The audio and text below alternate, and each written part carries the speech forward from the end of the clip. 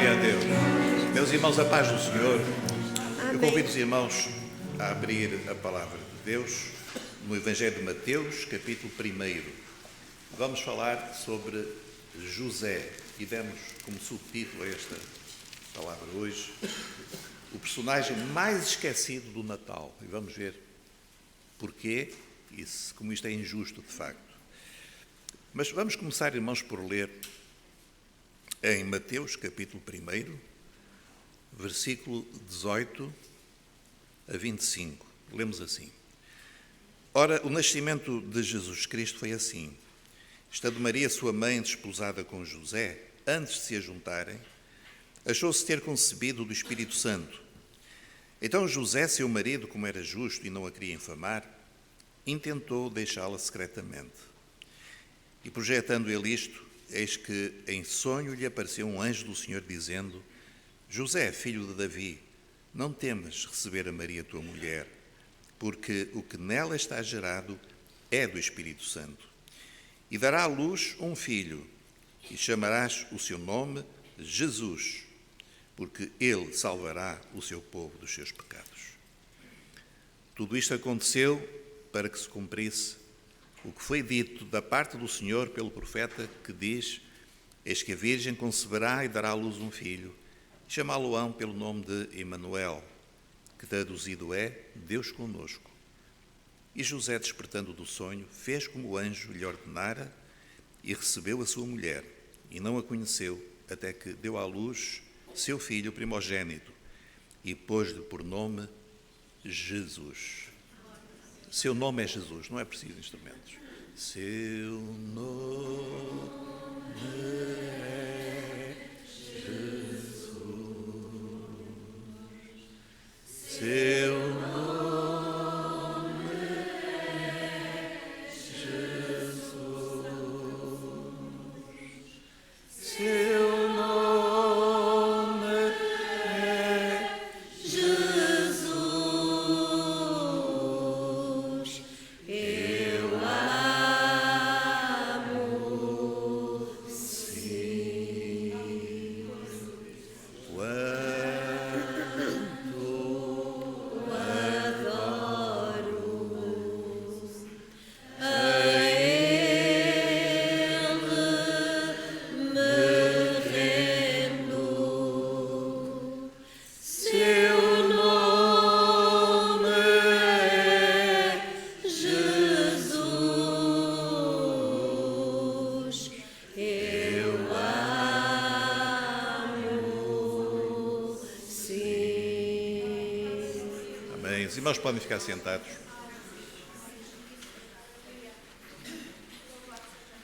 Meus irmãos, nós conhecemos bem a história do nascimento de Jesus e nós hoje estamos a viver um tempo em que se recorda, às vezes por razões menos nobres, mas se recorda o nascimento de Jesus. E há muitas representações que são feitas daquilo a que se chama o Natal. Natal quer dizer nascimento. E aparecem várias personagens, como nós sabemos. A principal, claro, que é Jesus, que é o menino, mas também é dada muita ênfase, e justamente, a Maria, a sua mãe. Mas, de alguma maneira, José fica lá atrás, entre a vaca e o burro, completamente despercebido. E isto é muito injusto. E nós hoje vamos exatamente ver como é que José foi uma personagem muito importante, eu diria até determinante, para a realização do plano de Deus no que diz respeito ao nascimento do seu filho, Jesus. Nós vamos começar, irmãos, a seguir. Vamos começar por ver que o casamento naquele tempo era diferente daquilo que nós conhecemos hoje, sobretudo num aspecto fundamental. A seguir, em primeiro lugar, havia um pormenor que para nós hoje é muito estranho, é que muitas vezes a escolha do par era feito pelos pais.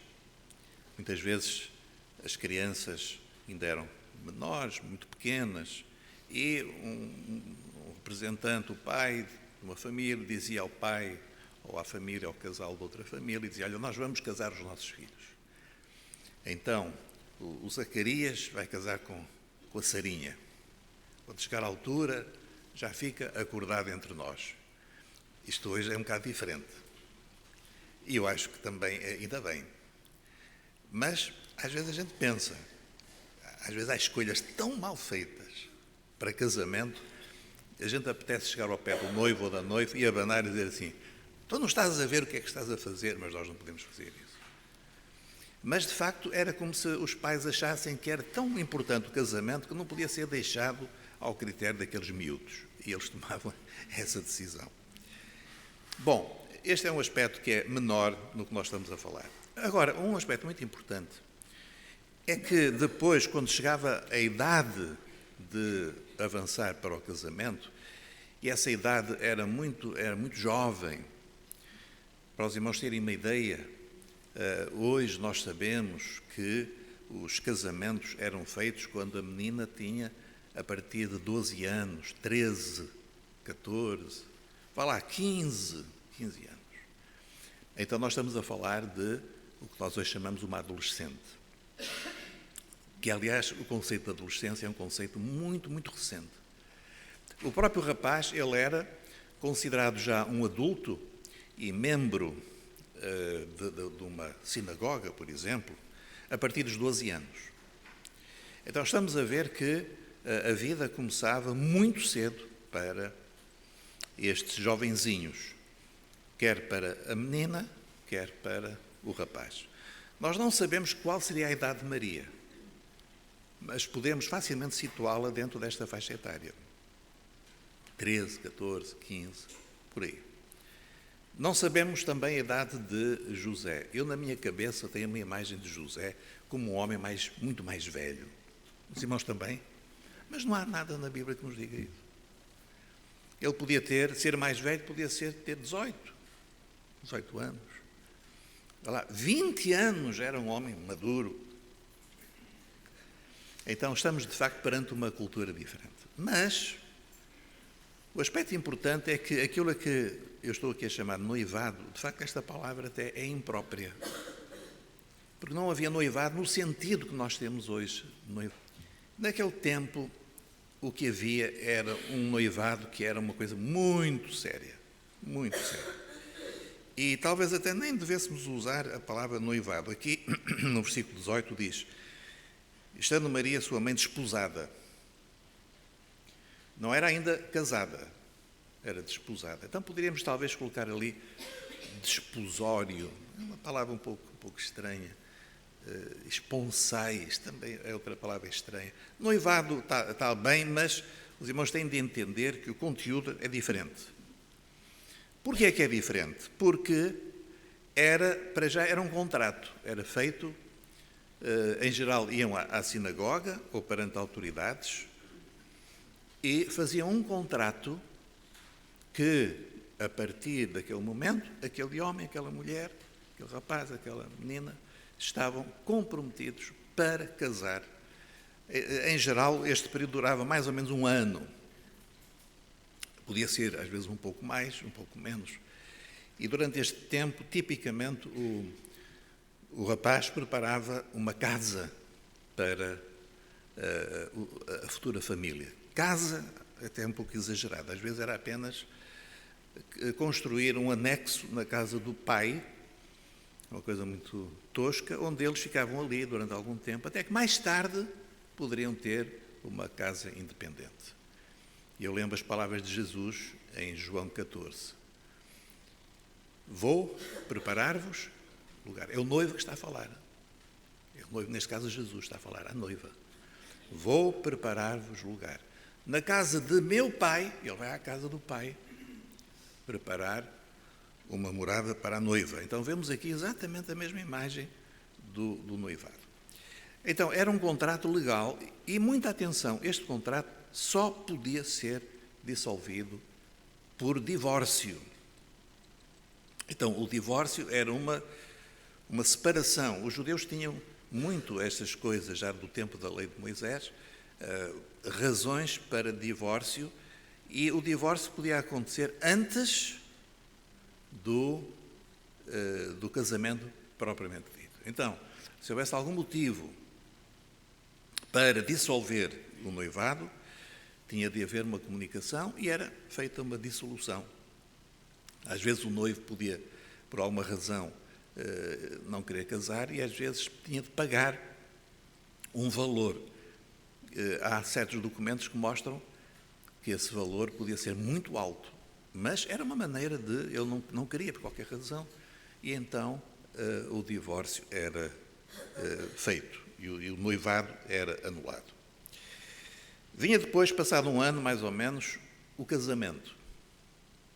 O casamento então era feito já com pompa, com um grupo, geralmente os amigos, a família, faziam um cortejo, encaminhando-se em direção à casa da noiva, tiravam a noiva, buscavam a noiva, levavam e havia depois uma festa que podia durar até muito tempo. Se a família fosse rica, podia durar até 7 dias. Mais uma vez, é uma figura profética daquilo que vai acontecer com a igreja. A igreja, a noiva, ela vai se juntar ao noivo e haverá uma festa de 7 dias, digamos, e haverá as bodas do Cordeiro. Então, irmãos, estamos a ver aqui estas duas etapas. E assim nós vamos entender melhor o que é que aconteceu com José. A seguir.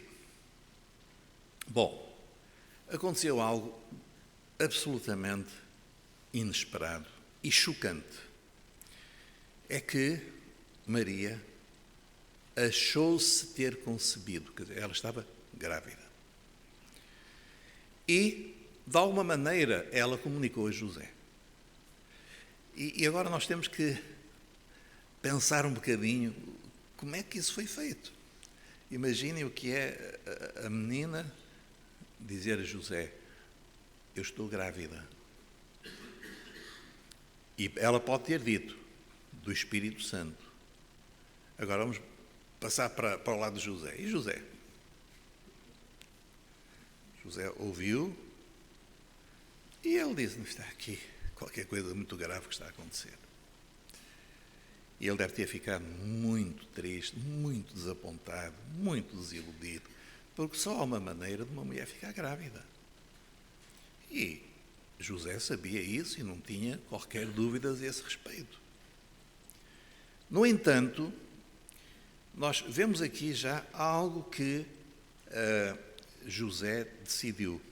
E reparem que ele tinha 3 opções perante esta situação. A primeira era expor Maria publicamente. Ele podia simplesmente denunciar, apontar a situação e dizer: perante isto, eu não vou poder casar. Quais seriam as consequências? Para Maria seriam desastrosas, porque ela seria exposta e nunca mais na sua vida ficaria livre daquela vergonha. Em última análise, podia até ser punida por lei, porque havia uma punição que não era, neste momento, facilmente executada, porque os judeus não tinham poder, não tinham direito de executar pena de morte, porque eram os romanos que tinham esse poder. Mas, noutras circunstâncias, podia até ser apedrejada. Era algo muito, muito grave, expor Maria assim, desta maneira. A segunda hipótese era divorciar-se. Arranjar um processo de justificar e divorciar. A terceira era ignorar, fazer de conta que não havia nada e prosseguir com os planos do casamento. Claro que, neste caso, seria ele, José, que iria ter de arcar com, pelo menos, a notícia que tinha sido ele que tinha participado daquele facto. Qual foi a opção de José? Foi a segunda. A seguir? Então, a decisão de José foi esta. Então, José, seu marido, reparem, seu marido, mas já tinha casado? Não. Então, estava ainda naquela fase, não é? Entre o que eu estou a chamar o noivado e o casamento propriamente dito. Mas já era, legalmente, já era seu marido, neste sentido. Pois assim, como era justo, ora, esta pequena frase explica muita coisa. Sim, José era um homem justo. Vamos dizer assim, José era um homem de caráter. Eu tenho a certeza, José era um homem bom. Os irmãos conhecem gente assim? Os irmãos estão a pensar, não, este também não. É difícil, não é, encontrar. Mas José era um homem justo, era um homem bom, era um homem de caráter íntegro. E eu vou acrescentar uma coisa, eu tenho a certeza que ele amava aquela menina. Eu tenho a certeza disso. E então ele optou pela segunda via, que era um divórcio discreto. E tentou deixá-la. Possivelmente não era só fugir e abandonar, mas talvez chegar junto da autoridade e dizer, olha, este casamento fica sem efeito e tal. E podia até ter planos de mudar para outra terra, nós não sabemos. Apenas sabemos o seguinte, que ele não quis tornar público. Foi algo feito em segredo. Para quê? Para proteger Maria. Então, ele quis proteger Maria. Mas ele também decidiu não avançar com o casamento, nem uma coisa nem outra. Por um lado, proteger Maria, mas também ele não ia embarcar naquela situação. Ele não podia, sabia que alguma coisa estava errada e então escolheu esta separação discreta. Agora, irmãos, vamos virar para o outro lado, vamos virar para Maria. Nós, quando lemos nos Evangelhos, nós vemos que em Mateus nós temos, sobretudo, a versão pelos olhos de José.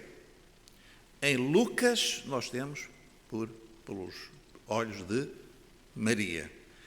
E isto é muito interessante por várias razões, nós agora não vamos aqui perder tempo com isso. Mas então, se nós formos... Os irmãos querem abrir comigo em Lucas, capítulo 1. Então, o que é que acontece na versão de Maria? O que é que aconteceu com Maria? Bom, nós lemos aqui, no versículo número 26, não há nada como ler, vamos ler a partir do versículo 26. E no 6º mês foi o anjo Gabriel enviado por Deus a uma cidade da Galileia chamada Nazaré. Uma pequena nota. A importância do anjo. Nós vamos ver o anjo sempre em ação. Eu creio que todos aqui sabem que o anjo não é aquele ser alado com uma cara de sueco, que às vezes algumas pessoas põem, que estão em barro e depois dizem, menino, já partiste outra vez o anjo, não é? Bom, o que é um anjo? Um anjo é um ser espiritual, de grande poder, de grande glória. Há uma hierarquia de anjos. Então, Deus criou o ser humano, mas antes já tinha criado outros seres, que são os anjos.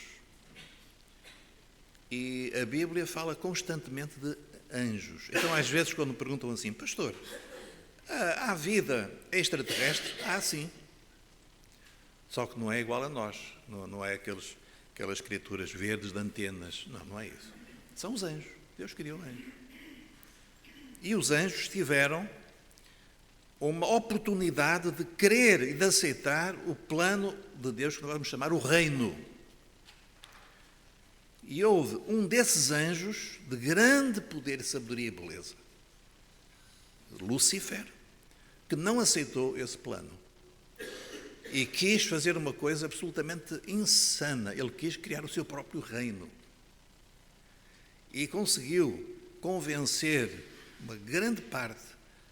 Há um texto que nos leva a crer que 1/3 de todos os anjos seguiu este ser, Lúcifer, e então eles tomaram uma decisão. A decisão deles foi tomada e não tem arrependimento. Os anjos não se convertem, porque eles já tomaram a decisão. Como nós hoje aqui nesta vida estamos também a tomar a nossa decisão. Cada um de nós está a tomar uma decisão para a eternidade. Ou quer o reino, ou então não quer. E é uma decisão que Deus vai respeitar e que terá consequências eternas para cada um de nós. Os anjos já fizeram essa decisão. Então, eles já estão julgados, já estão condenados. E depois tem os anjos fiéis ao Senhor. Há muitos tipos de anjos. há anjos, digamos, mais bélicos, mais de guerra, anjos guerreiros. E atenção, irmãos, um anjo guerreiro, nós sabemos que só ele derrotou um exército dos assírios de 130 e não sei quantos mil. Só um. Imagina se fossem dois. Só um. Portanto, há anjos de grande poder. Então, quando às vezes há irmãos que dizem, pastor, eu estava no emprego, eu senti uma opressão. Oh, meu irmão, senti uma opressão de quê? Estava lá algum anjito, algum demóniozito, não é? E irmão, o que é que fez? Eu tomei logo um Panadol. Pois é, mas olha, os anjos, o exército do Senhor que está connosco, os anjos do exército de Deus, são muito mais poderosos e são muitos mais. O Senhor falou, através de Eliseu, o Senhor disse assim, abre os olhos ao moço, que era o rapaz, o criado, estava assustadíssimo. Samaria estava cercada de um exército e o rapaz dizia, ai, nós vamos morrer, ai, meu Deus. Não tinha Panadol, então gritava. Não é? E o profeta ficou um bocado irritado e disse, Senhor, abre os olhos a este rapaz. E o Senhor abriu-lhe os olhos e ele viu anjos do Senhor à volta. E a partir daquele momento ele ficou tranquilo. Meus irmãos, nós estamos do lado certo da história. O Senhor está connosco. Os anjos dele estão connosco. Não é à nossa disposição. Nós não oramos a anjos. Nós não damos ordens a anjos. Nós oramos ao Senhor e o Senhor envia o que for preciso. O anjo guerreiro, o anjo de cura, o anjo da profecia. Neste caso, Gabriel, que é o arauto do Senhor, que é o mensageiro do Senhor. Então, apenas esta pequena nota para mostrar que, de facto, os anjos, eles estão em grande atividade quando há momentos especiais proféticos. O que é que o anjo disse? Então nós lemos no versículo 28.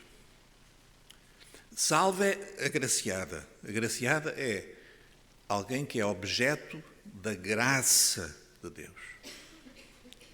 O Senhor é contigo. Bendita tu entre as mulheres. Porquê é que ela era bendita? Porque Maria era santa, imaculada, nunca teve pecado, aliás, foi concebida também sem pecado. Mas isso é paganismo, isso é mentira. Ela era bendita por uma razão, porque ela ia ter uma experiência que mais ninguém ia ter. Ela ia dar à luz o Filho de Deus que se ia fazer homem. Não há bênção maior do que esta. E ela foi abençoada. Bendita tu entre as mulheres. E o anjo então continuou no versículo 31.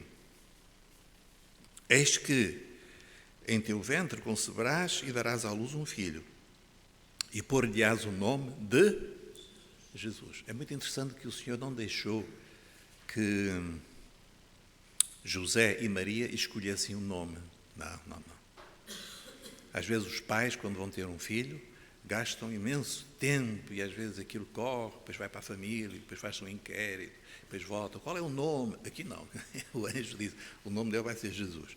Aliás, já tinha dito a mesma coisa a José. José, atenção, o nome dele é Jesus. E agora vou perguntar aos irmãos, porquê? Porquê é que houve esta insistência, esta precaução tão grande? Que o nome... E se fosse Zacarias? E se fosse Simão? Não era também um nome bonito? Porquê é que era Jesus? Alguém sabe? Eu sei que sabem, mas vou dizer. Porque Jesus quer dizer, Ele salvará, Ele salva, o Senhor é Salvador. Há várias maneiras, tem a ver com salvação. E reparem que o anjo diz, ele diz assim, o nome dele é Jesus. Aliás, não é que é, quando fala com José, diz assim, porque ele salvará o seu povo dos seus pecados. Então, ele é Jesus porque ele salva. Ele é Salvador porque ele salva. Hoje nós temos em português um nome que é Salvador, não é? E, então, Salvador porque salva. Ele é Jesus porque ele salva. Este será grande e será chamado Filho do Altíssimo, e o Senhor Deus lhe dará o trono de Davi, seu pai. Irmãos, quer dizer o seguinte, que Era o Messias que ia nascer e reinará eternamente na casa de Jacó, e o seu reino não terá fim. Os irmãos acham que Maria não conhecia as profecias? Ela conhecia muito bem as profecias. Ela sabia de quem é que estava a falar o profeta. Era do Messias, aquele a quem gerações e gerações de judeus aguardavam e oravam: ó Deus, envia o rei, envia o Messias, é o filho de Davi. E então o anjo diz: Maria, tu foste agraciada, foste abençoada, porque é em ti que vai nascer o Messias. Bom, e Maria, 13 anos, 14 anos, ouviu aquelas palavras. Irmãos, aquilo era muita informação e de um peso, uma coisa extraordinária. Qual poderia ser a reação dela?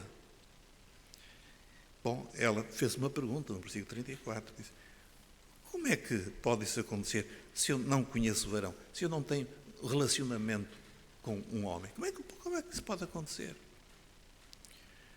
E o anjo explicou: por causa do milagre que vai suceder. O Espírito Santo descerá sobre ti.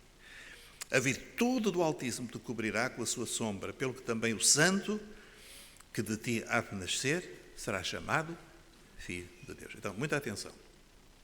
Nós estamos num país que chama a Maria Mãe de Deus, que é outro disparate. Como é que Deus pode ter mãe? Será que também tem avó, tem avô? É um disparate sem nome. Então, Maria é mãe de quem? Não é de Deus, ela é mãe do que, sendo Filho eterno, se fez homem. Ela é mãe do homem Jesus. Do homem Jesus. Não é do Filho eterno que sempre existiu. Isso não faz qualquer sentido. Está certo, irmãos?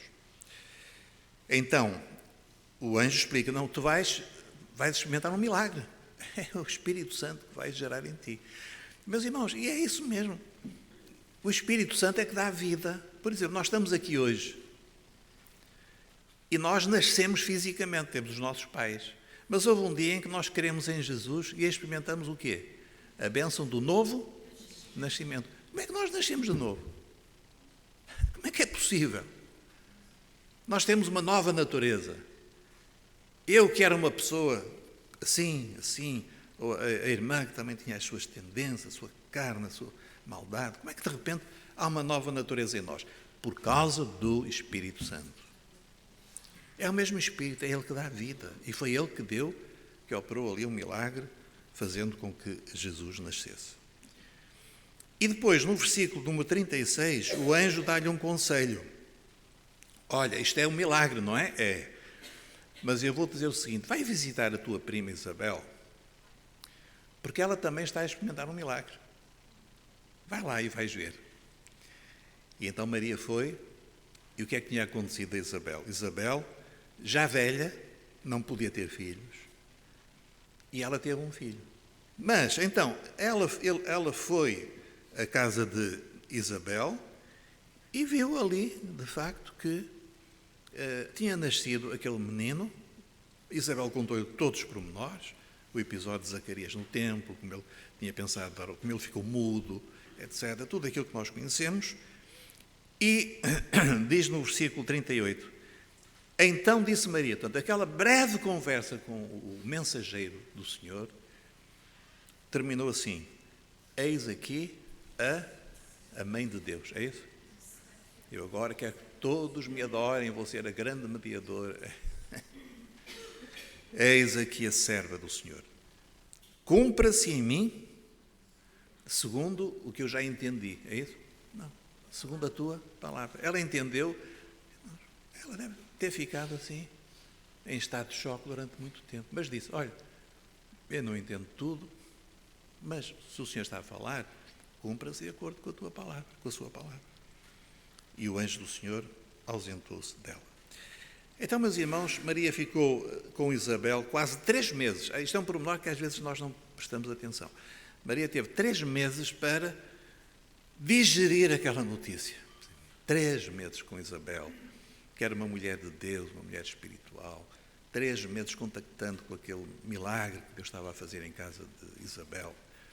e depois voltou para a sua casa. Vamos voltar a seguir? Bom, entretanto, o que é que aconteceu com José? José também precisava que o Senhor falasse com ele. E por isso nós, voltando para Mateus, no capítulo 1, no versículo 20, nós lemos o que aconteceu.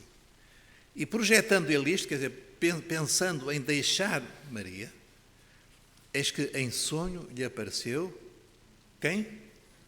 Um anjo do Senhor, dizendo: José, filho de Davi. Sabiam que José era da linhagem real? Era da linhagem real. E Maria também. Por isso os irmãos podem ler o início do capítulo 1 de Mateus e do capítulo 1 de Lucas, é a genealogia de Jesus. O que é que prova? Que ambos, Maria e José, tinham uma ascendência real. Eram filhos legítimos de Davi. Então diz aqui expressamente José, filho de Davi, porque Jesus tinha que ser filho de Davi. Não temas receber a Maria, tua mulher, porque o que nela está gerado é do Espírito Santo. Então, o próprio Senhor confirmou que Maria já tinha explicado a José, quando ela tinha dito: José, o anjo disse que isto é fruto do Espírito Santo. E José deve ter pensado: agora o Senhor fala. Não é isso mesmo. É do Espírito Santo. E dará à luz um filho, e chamarás o seu nome Jesus, porque ele salvará o seu povo dos seus pecados. Meus irmãos, e a partir daí acontece aquilo que de facto faz a diferença. José creu. José aceitou alguma coisa que, se ele pensasse, era impossível. Não tinha nenhuma razão de ser, mas ele aceitou. E então ele decidiu prosseguir com o casamento. E José, despertando do sono, fez como o anjo do Senhor lhe ordenara e recebeu a sua mulher. Mas com um pormenor: ele recebeu, casou com ela, não é? Fizeram um casamento, mas não teve relações sexuais com ela. Mas não podia ter. Se já tinha casado, podia. Mas vemos aqui outro aspecto da nobreza de José. Ele não quis que ficasse a mínima dúvida de que aquele menino que ia nascer não tinha intervenção humana, mas vinha da parte do Senhor. Olha, irmãos, que nobreza. Que nobreza. É por isso que nós temos que ter a José das vaquinhas e dos burrinhos e pô-lo no primeiro plano. Que nobreza. Que homem de Deus. Que homem espiritual. Homem de fé. E então nós lemos: e não a conheceu, não teve relações com ela, até que deu à luz o seu filho. Este aspecto também é importante. Até que, e depois de Jesus ter nascido, era um casamento normal. Porquê é que não havia de ter relações com a mulher? Será que o sexo é pecado? Isso veio mais tarde até já durante aquele tempo. Uma heresia que dizia o seguinte: tudo o que é matéria é mau e o que é espírito é bom. É por isso que até houve, mais tarde, uma seita chamada os gnósticos. O Evangelho de João está muito virado para combater o gnosticismo. Eles diziam: olha, o nosso corpo não presta, a gente pode fazer o que quiser com o corpo, inclusive prostituição, imoralidade, glutonaria, não tem mal, porque isto é tudo para morrer, não vale nada, o que vale é o espírito. Não, meus irmãos, nós fomos criados, o nosso corpo é templo do Espírito Santo, tudo o que Deus criou, inclusive o sexo, a atividade reprodutora, tudo isso foi Deus que criou. Não foi Satanás que criou, ele era incapaz de pensar nisso, foi Deus que criou. Portanto, não havia nenhum perigo, nenhum problema. Agora nós perguntamos assim: então porquê é que dizem que Maria continuou virgem? Por causa do paganismo que diz que o que é físico é errado, é matéria, está errado, é pecado. Por causa disso é que Maria não podia ter relações sexuais com o marido, porque seria pecado. Então a origem desse dogma não é na Bíblia, mas é no paganismo e no ensino dos demónios. É essa a origem, não é na palavra de Deus. Maria, sim, teve mais filhos. Querem ver? A seguir.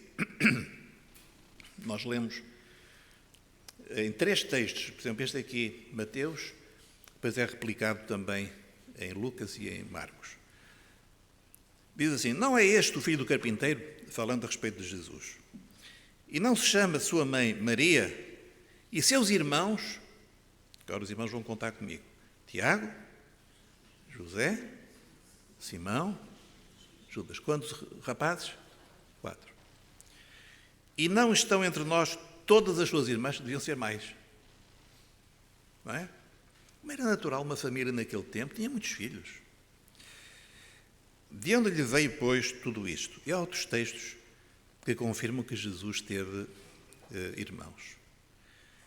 E não via nenhum outro dos apóstolos, senão a Tiago, irmão do Senhor. Tiago foi um dos líderes da igreja mais tarde. Não é? Tiago, irmão do Senhor. E também nós vemos isso em João 7, 1 a 10, Atos 1, 15. Então, às vezes, este conhecimento pode ser útil, não para discutir, nós não devemos andar a discutir com as pessoas, mas para esclarecer. Às vezes há uma dúvida e podem ser esclarecidas.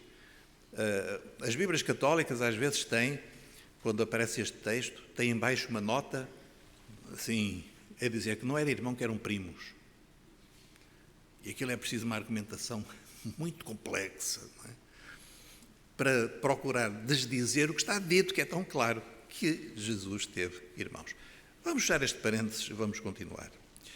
E vamos concluir vendo o seguinte: porque é que José, sendo a personagem talvez mais esquecida do Natal, porque é que ela é tão importante e porque é que ele, de facto, é um exemplo para nós? Primeiro, era muito claro que na vida de José o Senhor estava no centro. O Senhor estava no centro da vida dele. Ele era um crente. Era um homem de fé. Não era um religioso. Hoje o mundo está cheio de religiosos. Qual é a sua religião? Eu sou cristão. Mas é cristão porquê? Não, a minha avózinha já era, o meu pai também, eu também acho que é simpático. Mas tem alguma coisa mais? Porquê é que você é cristão? Então, hoje nós temos o cristianismo chamado tradicional e temos o cristianismo cultural. O cristianismo cultural é adotar uma certa mentalidade. Em vez de ser islâmico, em vez de ser isto e aquilo, é cristão. No tempo da igreja, ser cristão podia custar a vida à pessoa, então ela tinha que ter cuidado com o que é que dizia, com o que dizia. José não era um desses cristões, não. José era um homem de Deus. E ele tinha o Senhor na sua vida. Ele queria servir a Deus. Ele conhecia a palavra. Ele queria levar uma vida digna dele. Eu pergunto, o irmão também? O irmão também, Deus está no centro da sua vida? É? Tem a certeza? José é um exemplo que nos motiva. Segundo, José conhecia o Senhor e sabia quando ele falava. Porque Deus fala ao homem. E há muitos momentos em que Deus fala connosco. Podem ser momentos dramáticos, como aconteceu com Saulo, no caminho de Damasco, mas pode ser, às vezes, algo no nosso íntimo. Porque o Espírito Santo está no mundo para nos convencer que nós precisamos de Deus, precisamos de mudar de vida. E às vezes nós sentimos no nosso coração, olha, estou a viver uma vida que não leva a lado nenhum. Eu preciso de algo na minha vida que eu não tenho ainda. Que voz é essa? É a voz do Espírito. Ou quando nós lemos a palavra de Deus, Deus fala connosco. Ou quando nós vamos à igreja e ouvimos uma palavra e Deus fala ao nosso coração. José reconhecia a voz de Deus.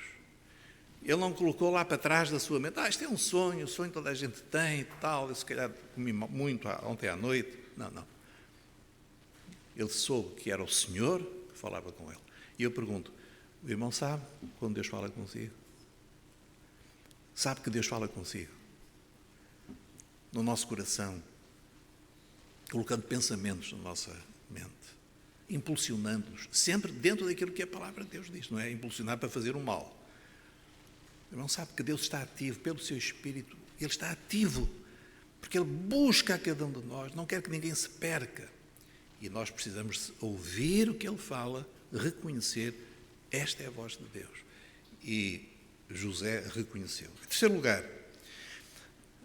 José tinha uma fé que ultrapassava a sua razão. Atenção, irmãos, a fé não afasta a razão humana.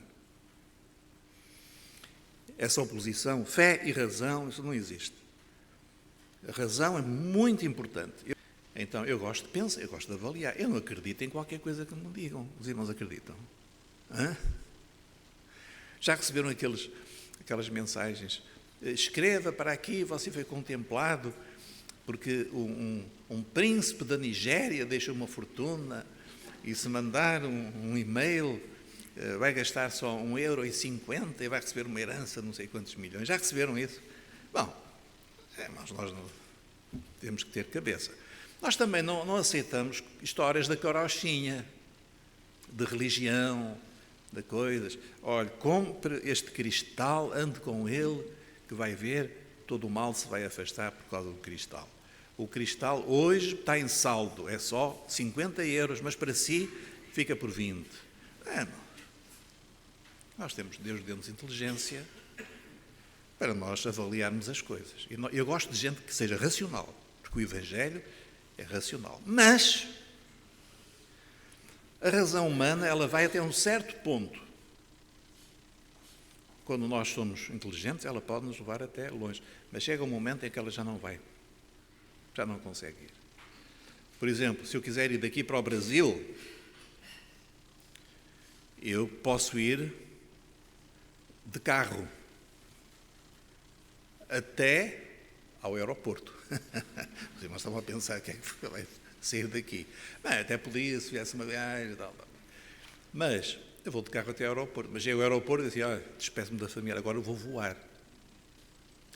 Irmãos, a razão leva-nos até um certo ponto. A partir daí nós temos que, se queremos entrar na profundidade das coisas de Deus, nós temos que usar outro meio, que é a fé. A fé faz-nos voar. A fé o que é? É crer no que Deus fala. Se não vem de Deus, se foi um grande líder que falou, se foi o Santo Agostinho, se foi... Aí a gente dispensa. Agora, Deus falou, o anjo disse, José, não temas, o que se acha ali é a obra do Espírito Santo, não tenhas medo. E o que é que José fez? Dizia, olha, eu não entendo nada disto, mas eu creio. Há coisas, irmãos, que nós não entendemos. Aliás, há muitas coisas que nós não entendemos.